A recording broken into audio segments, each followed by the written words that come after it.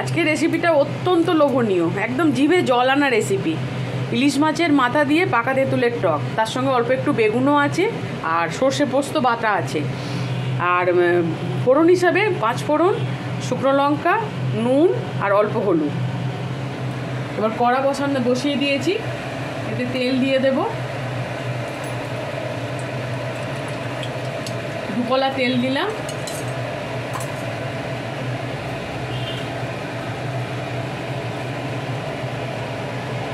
ফোড়নটা দিয়ে দিচ্ছি।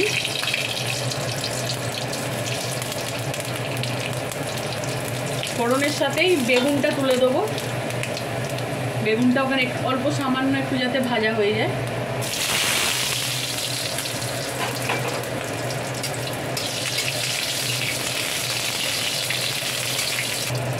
এবার ইলিশ মাছের মাথাগুলো এর সঙ্গেই দিয়ে দিলাম। ইলিশ মাছের মাথাগুলো আগে থেকে ভেজে রাখা ছিল।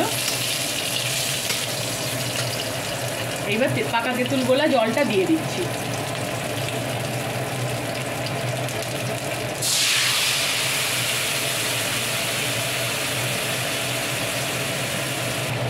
এবার সর্ষে পোস্ত বাটাটাও তার সাথে দিয়ে দিলাম।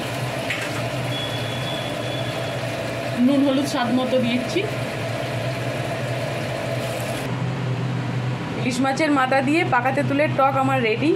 কেমন লাগলো জানিও সবাই কিন্তু, আর সবাই পাশে থেকো প্লিজ।